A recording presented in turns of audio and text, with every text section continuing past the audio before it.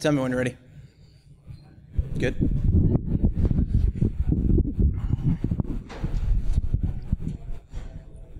Up next is a man who needs no introduction. I don't know where he is, but I was hoping he'd show up. So I can see that this is a very crowded room. I really appreciate all the attention. I'd like all of you to make lots of noise so the people on the video don't realize the room's empty. Yeah! Thank you. Logan's next door, and he's going to think I'm awesome now. Okay? I can see that there's not a lot of people here, and that's great because the ones of you that showed up are the ones that are going to make a difference tomorrow, and that's really going to mean something to me. Okay?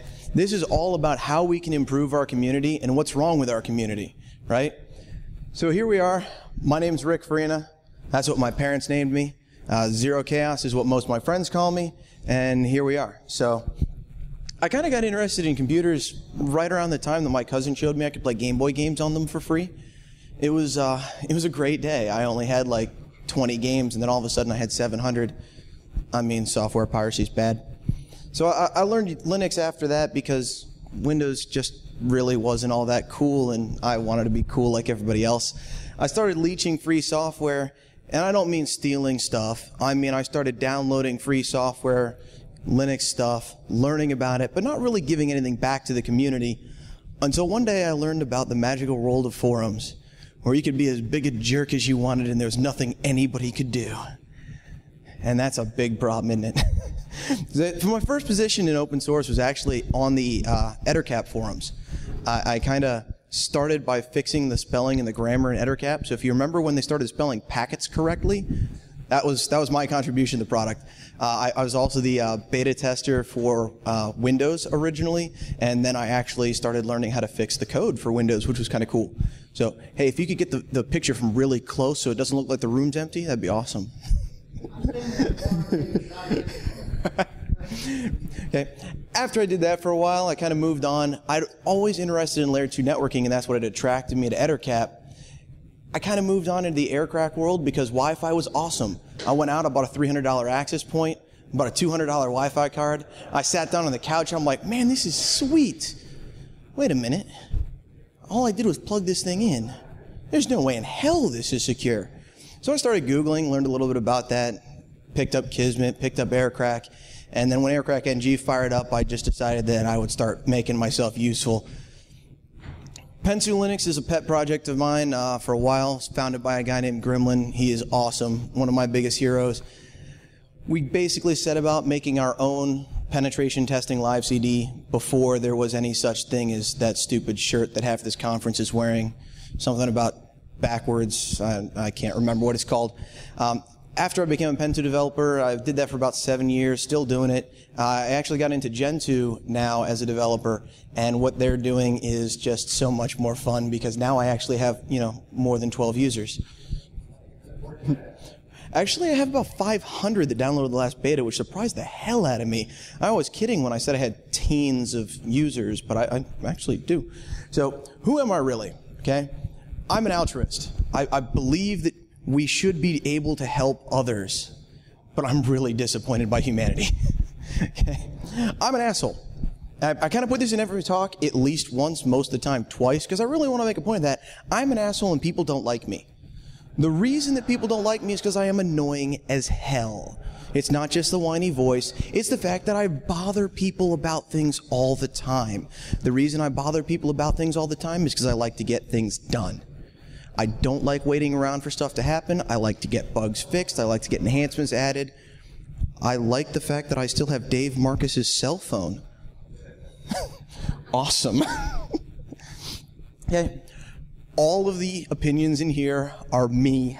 I'm going to give my opinions on things and my suggestions on how we can help out in the community. Nothing I say here is meant as an attack on anyone, any company, anything. I am going to give a few examples. I'm going to try to be polite as I can, although I'm pretty tired at this point because I've already been working for 3 days, so we'll see how that part goes. So let's start off right now and compromise. Whatever I say, you're going to agree with, and if not, shut up, I don't care. All of this revolves around the Free Software Foundation and the GNU philosophy of the way things should be. I think that this is really important. So software, free software specifically means the users have 4 essential freedoms. You can run it. That's cool. You can study and change it. That's cool if you're, bored. You can redistribute exact copies, and more importantly, you can distribute modified versions. That's awesome. You have all of these freedoms that are handed to you for almost everything that you use. But what's the problem? There's too many leeches. Everybody comes in and they download stuff, but not a lot of people really give back. In the free open source community, that's not a problem because the numbers work out. Okay? There's 7, 8 billion of us apes on this planet. So maybe 1 billion use some kind of free open source software on a regular basis. And if 0.01% give back, that's 10 million developers. How many people in security do we have? Well, if this room is a good representation, not a lot. Okay? It's a lot less than 1 billion users, and honestly, it feels to me like a lot less than 0.01% give back. We mostly just take what's handed to us, both by the Free Software Foundation, all the open source projects out there, and a lot of people they take it, and if it doesn't do what they want, they go to the next one, and if that doesn't do what they want, they say, man, open source sucks, I'm going to buy it from somebody else. Okay? So we take, Linux, BSD, I do not count Mac in that, this is a free software talk. Programming environments, interpreters, networking tools, all that sweet stuff we take all the time and we just take it for granted. What do we do with it? We turn it into unicorns and rainbows, man. Everything's awesome. Awesome. But it's just not like that. In the open source community for the hackers, there's really a small number of developers. There's very limited resources. A lot of it's volunteer based. I know nobody pays me to develop software. Okay? If you see my code, you'd probably know why. But so corporate focused, there's a lot of companies that contribute to the open source community. I think that's fantastic. But what do you think their number one priority is? It's probably keeping their business running, right? So I mean, these guys, they're very good. They're very helpful. I'm happy to have them in the community. But they're focused on something and they have paid developers that really isn't part of the community in there. There's a lot of users. But most of the bug reports I see are somebody ranting on their blog about how much this product sucks. And I understand that, it happens, but at least leave something on the bug tracker and then link me to your blog about why it sucks. Okay? People ask for help on IRC, leave 2 minutes later without getting a response because, man, you guys suck. Okay? A lot of people don't read the wiki. I know that's the #1 thing you get banned for in the Aircrack channel by me. If you search for the answers, a lot of times you'll find them. Most people just don't search. Okay? So I want to know, the 12 of you in here, who exercises your rights actively? Who runs free open source programs? I should hope most of you do that. Okay, so everybody. Who studies and changes those programs? Again, that's the majority of the room, actually like 80% of the room. Okay? Redistributing exact copies is kind of a Linux distribution thing, so most people don't really do that. But who takes their changes that they made to fix things and then submits it back to upstream? Okay, so me, Oliver, 2 of Oliver's friends. Great. So that's the problem. Everybody downloads and uses this stuff. A lot of people change it. They fix it to work on their system. And then no one really takes their modified versions and gives it back. And what we end up with out of this is people whining on IRC about, oh man, I just made this really awesome software. It's so cool. And they don't ever say anything about where I can download it. And then 10 minutes later, they're like, man, I was using Mallory. It was awesome. But why does nobody have their Mallory scripts posted? I really need some Mallory scripts. Does anybody have them? You just said 5 minutes ago this awesome stuff you're doing, and then you didn't link anybody to it. Now you're complaining that nobody links to their stuff. I mean, literally, that was a conversation I had on IRC like 2 weeks ago with the same guy. Okay? So why does nobody do this? The biggest excuse I hear is, oh, it only took me 10 minutes. It's just not that big a deal. My code isn't worth contributing back. You know, I'll be honest, if anybody in here sucks worse at programming than me, I'm sorry, because my coding is just, sorry, I'll just stop right there. Okay? It was easier to write this short script than to fix it properly. I can't count the number of times I've done it that way. I actually had to add this next one while this was being reviewed. It isn't ready yet. Thank you, sir. Yes, those guys need to be, Going to keep this semi-PG. My personal favorite, though, is my work sucks. No one would want it anyway. Okay? So let's look at these excuses. Okay? What are the facts? It's nearly always worth contributing it back. I don't care if it's half broken. I don't care if it only is going to work for you. You did work. That's meaningful. Make it meaningful. To say that what you have done is worthless is to imply that you are worthless. Quit having such a poor opinion of yourself. Something you found useful could be useful to many, many other people. Your work could be extended by somebody else to make it useful to even more people. The thing that you put into Wireshark that you thought was going to be next to useless, that then ends up being extended by somebody else for their protocol, and then it's worthwhile. So let's look at the simple math. It just took me 10 minutes. 1,500 people at DerbyCon. 95% of them don't care at all what you did. That's generous. That means 5% care. 75 people, 10 minutes worth of work, is 12 and a half hours. That's a long work day, man. That's a long work day. But what if your work was a step in the right direction? I couldn't figure out how to do what you just did, and then you get it added to the repo, and it's like, oh man, now my script's gonna work. So I spent 10 minutes worth of work on your 10 minutes, and now it's useful to 10% of the people here. That's 150 people. 20 minutes worth of work total. That's 50 hours. That's a short work week for most of us. Okay? But DerbyCon's small. What about DEF CON? DEF CON had almost 15,000 people this year, so 10 times. That's 500 development hours for something that took 20 minutes.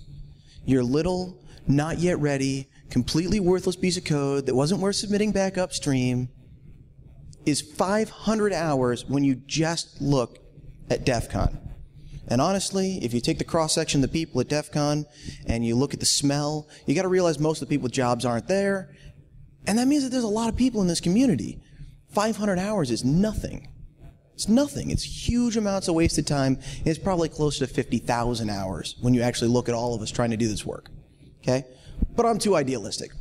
I'm only looking at how do we help other people? How do we stop wasting time? Why are we spending 500 hours in our collective companies on 20 minutes worth of work? Who wants to help those worthless bastards anyway? So let's think of ourselves. Can't believe that no one's able to improve your work, right? You're not as awesome as you think you are, with the exception of Dave Relic, who runs this conference. He is as awesome as he thinks he is, and he thinks he's pretty awesome. But the facts are, your elite skills just can't cover everything, okay? I am the first to admit I am awesome at Wi-Fi, and if you want me to penetrate a box, you better give me cardboard and a knife, because that's just not what I'm good at. I can get you onto that network, and then I can dust off my hands and leave. Okay? Contributing your code back to the original projects gives them a chance to be built upon by somebody else that's going to give you something better at the end of the day. It's all about you. If you give up what you can do, somebody else builds on what you can do, and then you get something better. Okay? But what happens when your laptop dies? What happens when your backup hard drive fails? What happens when a TSA agent accidentally lifts it out of your laptop? I mean, I'm not saying things like that ever happen. The New York Press said that. 500 TSA employees fired or suspended for stealing from passenger luggage. I think the odds are they each stole one thing, right? Wasn't that one guy selling like $250,000 worth of stuff on eBay while still on the clock? Okay? So the worst case, you get offers from other people to help improve your stuff. You may as well just submit things upstream. You may as well get some way to make this information public. It's actually funny to say, but running Pen2 at one point we said, well, I'll make this obvious. Show of hands, who's heard of Pen2? Wow, so all of my fans are here. So in a normal room, nobody would have raised their hand because everyone would be like, oh yeah, what's that, right? So I mean, literally, that's actually more users than I thought I had 2 weeks ago. But the problem is you sometimes just don't have a lot of development staff. Maybe it's just you're just running a small project, and you just put things online so that you have a place to access them, so that it's on somebody else's server instead of yours. And I mean, a lot of open source projects actually start that way, and honestly, mine's kept running that way. For a long time, we all said, who cares if we have any users? If it's just the three of us, we're going to keep doing this because we like doing it. And that's what we did. We had an SVN so that the whole three of us could develop and maintain Pentoo and use it. The fact that there are users is cool, but we didn't care. Subjects that I've been purposefully avoiding: non-disclosure agreements, when your work says, everything you ever do while you're employed by me is mine. There's nothing I can do about evil. I highly recommend, not signing stuff like that. The more important one, though, is a lot of people simply don't really understand how to give back to the community. They write these scripts and then they're like, man, I wish that I was cool and I could have my own project and I could give people my cool stuff, but it's just so much work. But it's really not that much work, so I'm going to take this excuse away from you, okay? So how do I give back? Does Upstream have a bug tracker, a forum, IRC, mailing list? Most importantly, do you have patience? Is Upstream dead? I know I've worked on a few things that have been dead forever. Most people would say Pentoo qualified for that until recently. So what do? Okay, you go to the website of the project that you want to work on, something you want to fix, something you want to extend, and you join the Bugzilla. You join the forums, the mailing list, IRC. 2 rules, if not for this, for life. Don't be a dick, be humble, and rule 2 is be patient. Remember, no matter how awesome you are, no matter how awesome your improvement is, no matter the fact that you made this sweet stuff, you only did it because somebody else was there in front of you. I am a worthless sob. Gremlin made Pentoo, I joined after. But he's worthless too, because Gentoo made the entire base distro and all we did was add a couple of packages. Well, those guys are worthless without Stallman, because otherwise we wouldn't have GNU. GNU was pretty worthless until they had a kernel that didn't suck, so thanks Linus. So pretty much unless you're Linus, you got somebody's shoulders that you're standing on that is way better than you. Period. So remember that when you're talking to people about how awesome your improvement is, that, it's their project. Okay? What happens when Upstream's dead? You got nobody to talk to. That's what GitHub's for, I'm told. Personally, I can't use Git because I'm retarded, and that's what SourceForge or Google Code is for. These guys will give you free SVN, Git, please don't use CVS anymore. They'll give you a bug tracker. They'll give you mailing lists. I mean, all of these guys will give you all the things you need to succeed, not just personally, but to actually have other people use your code. Okay? Amazon Web Services, you can put up a nice little website, do it all yourself, or you can use one of the pre-made services. Lowendbox.com is something a buddy of mine showed me earlier today. It was really cool. It's just a, what was it, like $15 a year was their cheapest box, and you can have a VPS somewhere that you can develop on. I don't know about you, but I travel way too bloody much, and it's kind of cool to have somewhere I can store all my stuff instead of my laptop that gets dropped an awful lot by the baggage handlers. I won't mention any airline names. Okay? The most important thing I'm trying to stress is to be public about things that you're doing. When you go searching for something on a mailing list and you say, hey, I've got this problem, and then you realize that there's nobody on the mailing list but you, there's still a mailing list archive. So when you take that code and you put it on GitHub, you have to say, respond to your own message on the mailing list and say, hey, since y'all are dead, I decided I was going to start the project back up again over here with my improvements so that everybody can have them. And it's kind of funny to feel, I'm sending email to nobody. And that's true, you probably are. But somewhere in the future, somebody's going to be looking at that project and they're going to say, crap, this thing doesn't work. And then they're going to look for the problem. And then they're going to see your mailing list post in the archives. And they're going to chuckle. And then they're going to download your code. And then they're going to use it. And then they're going to find your bugs and they're going to report them to you. And if you're dead, they're going to do the same thing. The point is we get to keep the advancements moving if it's done in public. Okay? DriftNet is the best example of that. Awesome piece of code. Can't remember the dude's name that wrote originally, but that has been abandonware for absolutely ever, right? I mean, I started using that years and years ago, and it was dead then. Well, it kind of was broken. So I opened up the code, started hacking, and said, I'm going to make this work on a monitor mode interface so I can sniff stuff in Wi-Fi without being connected. Sweet, right? Yeah. I mentioned I can't code. So like if I recompiled the program depending on which Wi-Fi card I had in at the time, it worked awesome. But if I changed Wi-Fi cards, didn't recompile it, nothing worked because I had to go through and set offsets and it was ugly, right? So I went and Googled. I found 4 different people on GitHub that had forked it, fixed various bugs, and added new features to this dead program. And then I took what they did and I put it all together in a little package, and I'm like, here you go, everybody. Right? That's the idea. The idea is if you keep it public, even if those guys are all not doing it anymore, now I have their fixes. That work that those people did doesn't go to waste. Okay? CMake for Wireshark is another story. Who knows what CMake is? Yep, there's 4 of you. I hate it too, but a lot of people like it. So I decided to try it out. And it worked for one version great, and then it bombed horribly with the next version. But the point isn't that it was broken. The point is that 99% of the work is done for me, and now I just take what's already there, dig into it, fix the bug, send it back, and say, here you go, guys, now it works for everybody again. If things are public, you can do that. If things aren't, they're not. And what's the point of using open source when the only source is on your laptop? How open is that? It's just not very useful, okay? This is my least favorite issue. Uncooperative upstream. The number of times that somebody tells me, it works for me, it's fine. I cannot even begin to count. There's a number of people that I truly respect that still give me this response all the time. It works for me, therefore, not an issue. So I'm feeling really generous. I'm not going to name anybody here, but a couple of you are going to get links to this talk. And seriously, if I linked you to this talk, that's why. Have a nice day. You too. Okay? How do you be a good upstream? I hope you're all still watching. People want to help you. That's the best part of being an open source, is that when somebody adds a new enhancement, when somebody finds something, they send it back to you. That's Christmas, man. That is something you are working on, that somebody hands you an improvement. Don't turn that down. Find a way to facilitate this behavior, okay? Bugzillas, forums, IRC, mailing lists, all of them. Find some way that your users can talk to you, and then plan to get that help, because it's going to happen.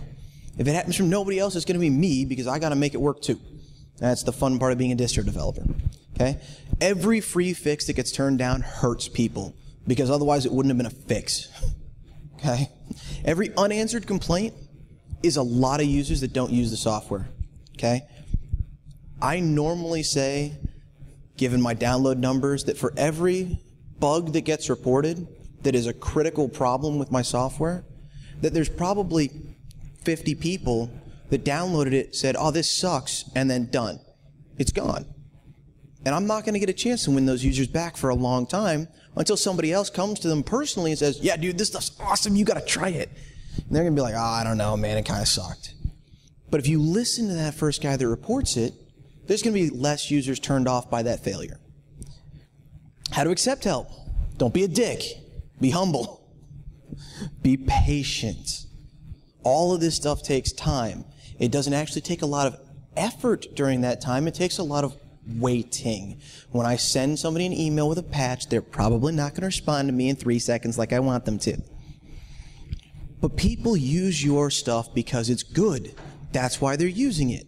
They're helping you because they want to help you. They want to help you because your software is good. And every time you refuse, you change their mind. Like, this stuff's buggy, you won't accept the fix, this is crap, I'm going to fork it on GitHub. I said I wasn't going to name names, but there's a couple of really big and popular projects that have like 10 or 16 forks on GitHub because they made a change that broke it for everybody, and they refused to fix it because, well, it works for us. I don't know anyone who could think of a large project written in interpreted language like that. So what are the negatives of all this, right? If the patches, the bugs, whatever, are too hard to contribute, people just won't do it. So this isn't just about the people writing the patches, this is about the people that have to accept them, right? If negative feedback is too strong, dude, your coding sucks, nobody's going to help. They're all just going to drop out. They're going to say, all right. And you can see this if you just look through the archives on the Linux kernel mailing list, is you see a couple of people get a really negative response, and then they just disappear, and then that bug stays unfixed, right? This isn't our coding style, we're not going to accept it, is a very polite answer compared to what I normally read. Okay? It doesn't mean to accept garbage. It means don't be a dick and be patient with people. You can say, here's the coding style guide. If you can adjust your coding to look a little bit more like this, we'll help you work through the problems, and then we'll add it to the kernel. remember how much work it is to contribute, okay? You write something up, you send it back. It's not always easy for the user, it's not always easy for the dev, but it's a worthwhile process. We didn't all start off as elite, except for HD Moore. I found a video of him at like 13. He'd already like taken over NASA or something. I don't know. So, personal side note, I spent about 12 hours bisecting the kernel one day. For those of you that are as unfamiliar with Git as I am, bisect means you say, it works on this revision, it doesn't work on this revision, and they're normally about 200,000 revisions apart, and what it'll do is it'll center you in between the two, and then you compile that version of the kernel and you test to see if it has the bug, and if it does, then it'll center you halfway between the working version and the non-working version, and it'll keep doing that. So I spent, 12, 14 hours recompiling my kernel trying to find a Wi-Fi bug. I found it. I found the commit that did it. I was so happy. It was the first time I'd ever bisected anything. I still hate Git though. So I spend all this time, I find this bug, I write up a really nice, this is what happens. I unplug my Wi-Fi card, my computer hard locks up, I'm really sad. I cry a little bit. It's my favorite Wi-Fi card and I can't unplug it anymore. I send the email out. I get an immediate response from the developer. You jackass, you can't just email the last guy that committed code and say that it's his fault. So I email him back. I copy and paste what I wrote originally that he was nice enough to trim out for brevity. Say, see here where I said I spent 14 hours bisecting the kernel? I tested like every freaking revision and it was your patch. He's like, well, it doesn't fail here. So anybody here have one of those cool little alpha Wi-Fi cards that everybody in Aircrack recommends? Remember how the LED never turns on when you boot up like Backtrack? That's why. Because for months and months, they left it broken. So if the LED was enabled and you unplugged the card or even RM modded the module, the whole computer would just lock up. I mean, it was like 80% of the time for me, and it was only like 12% of the time for the developer, but he could only bother to unplug it once before he sent me back a snarky email. I probably could have responded better on the list, but I'll let you guys read that if you're really interested. The positives of this, though, is people who are supported contribute more and they work harder. Okay? Free fixes enhancements cost a little bit of time, but it's worthwhile for everybody because that one interaction between you and upstream means that hundreds, if not thousands, of other people get that fix. Think about some of the larger projects. It's a major difference. Even something as stupid as, my name's in the kernel. I sent them a one-line patch that added a USB ID to one of the drivers because that was my card and apparently no other human being in the world had that piece of junk. I put that in the kernel. It was totally worth it. It took me, I don't even know how long, to learn to format my patch properly because apparently diff output wasn't cool enough. But the point is that today's contributors are going to be tomorrow's developers. If you are in charge of a project, then the guy that comes to you with a fix, he's interested in helping. You nurture that a little bit, and all of a sudden he's worthwhile. You get people excited about it. So my story on this one is actually really, really recent. Pentoo's been a three-man development team right up until Gremlin had a kid. We kind of slowed down a little bit when he got married, too, for some reason. I think they took like a honeymoon or something for a month. But he slowed down, he backed out, and I kind of took over, and then we were a two-man development team. It was me and Anton, and we did all right. We had a lot of fun. There was no way in hell we were ever going to make a release, but that's cool. We put out a lot of betas and alphas and stuff like that. All of a sudden last month, some guy just kind of pops in. He's like, dude, your menu's broken. Dude, I know. I don't know how to fix it, though. And so he tells me, oh, yeah, no, it's really easy. Just here you go. Oh, cool. That's awesome. Thanks, man. And he just kind of decided to hang out in the channel, and next day I was whining about Wi-Fi drivers, which is pretty much my daily occurrence because that's what I normally do. So I'm compiling switch Pentoo to hardened Linux because I'm tired of people exploiting Wireshark at cons. You ever notice that? Every single con there's a new Wireshark exploit. They hit ShmooCon 2 years in a row, DEF CON this year. There was a minor one before Derby, but I think it mostly got patched. But I was just getting tired of that crap, so I decided to go with a hardened kernel so that doesn't happen anymore. And like half the Wi-Fi drivers just flat out don't support it.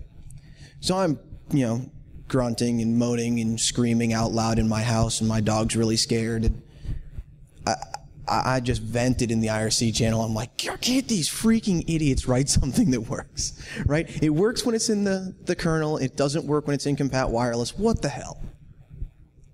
And he's like, oh, this doesn't look so difficult. Random dude that contributed like minor fix day ago. It's like, oh, hold on a minute.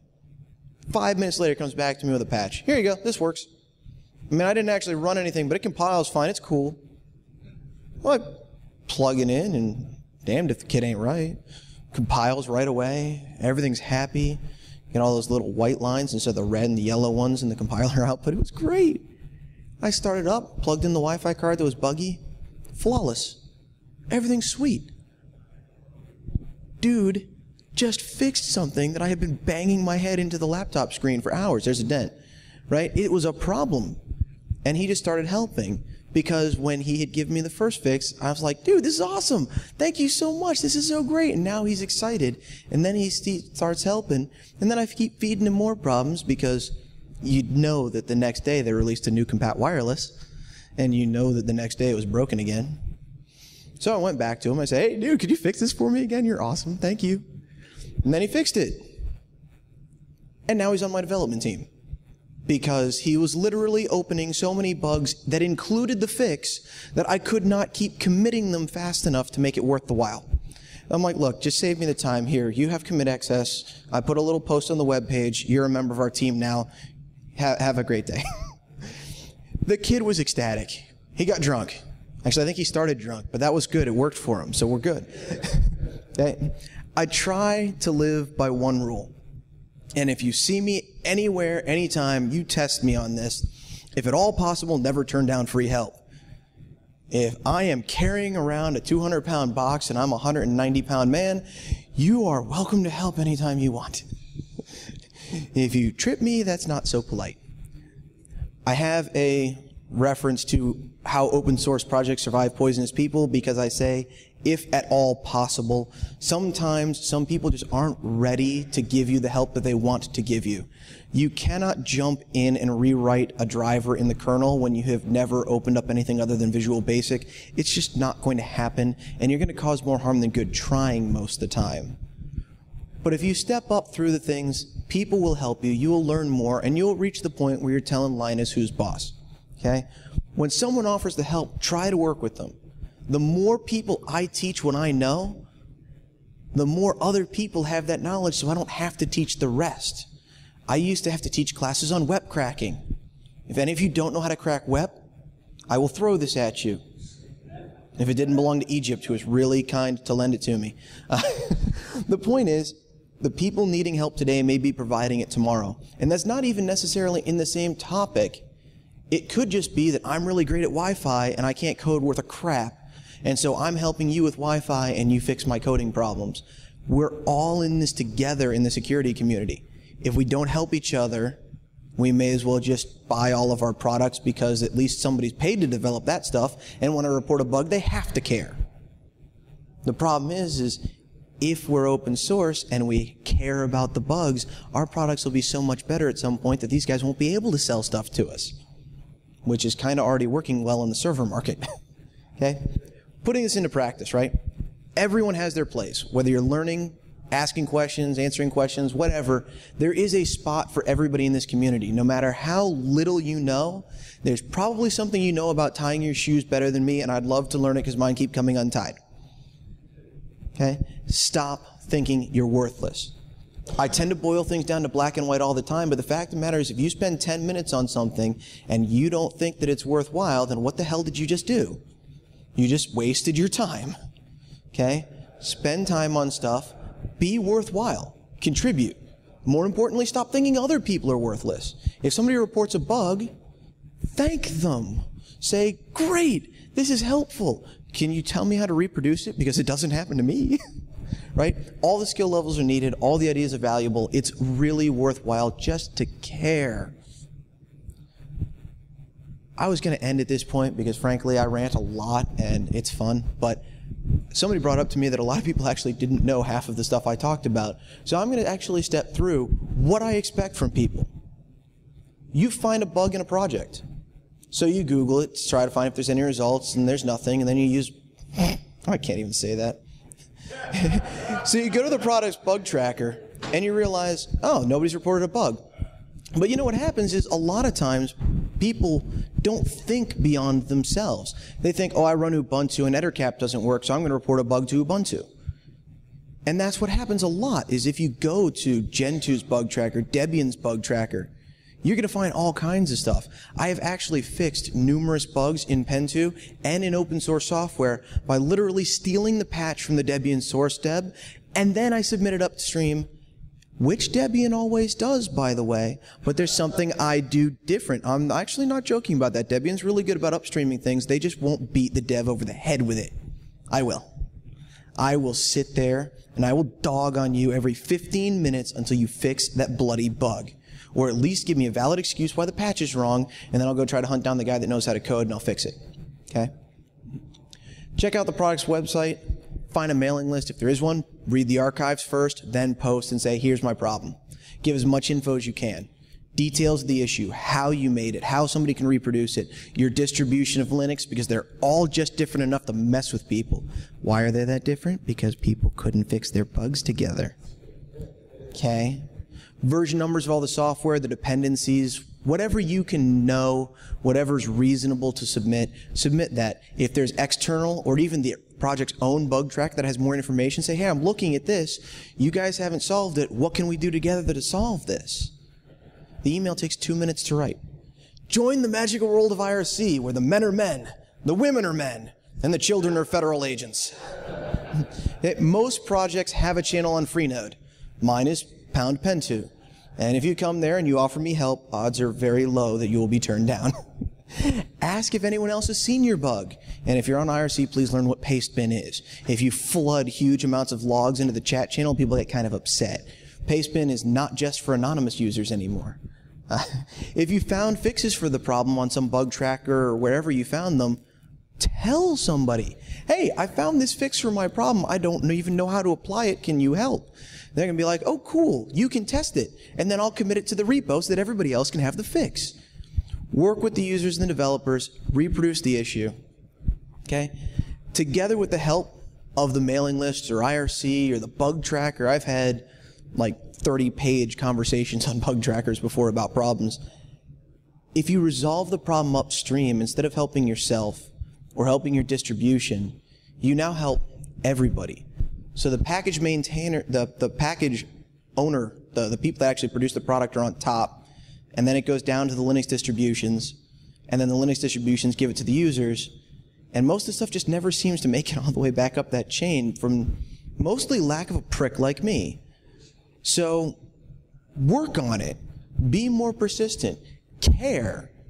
Because if we can collectively fix more things for everybody by just a few minutes of extra work, by sending an email every day to the developer, hey, you fixed this yet? Hey, you look at this yet? Hey, I reproduced it again. Hey, you want to see my debug logs? Ooh, I used GDB for the first time. It's really cool. Right? Care. It doesn't really take that much effort. Okay? The spoils of war are very good. Countless hours of work can be fixed. Even if you don't fix the problem yourself, you've now left a huge trail of emails and forum posts and what have you that is going to give people the information that they need to follow the work that you have already done. The best part is if you do this all silently and try to fix it and you succeed, or if you fail, there could be somebody else doing the exact same thing at the exact same time, which awesomely seems to happen to me a lot for the things that I am unsuccessful at fixing. But the point is the more public you do things, the more other people are going to know and they're going to help. If you just keep it all to yourself, nobody can help. Okay? Most developers put a cool commit message in there that says, you know, this guy helped me. I know that about half of my commit messages the week before I brought Wuo down on staff, that they all said his name, which is why I got really tired of it. Step 4, profit. Seriously though, helpful people get help. I am Sicilian and I run my life like the Italian mafia. If you help me, you are part of the family and I will kill somebody to help you. FBI, I'm totally kidding about that part. But I do have a shovel in my trunk.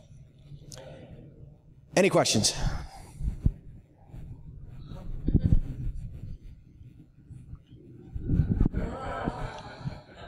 No?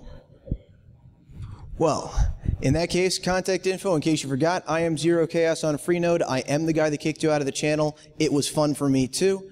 Pen2.ch is not in China. It is in Switzerland. We are not affiliated with the Chinese government in any way, although they probably use our software because it's better than that track thing that the other guys use. So thank you very much for coming. I really appreciate all of you. And again, if you could just embarrass Logan a little bit by making some noise, I would really appreciate it. Thank you.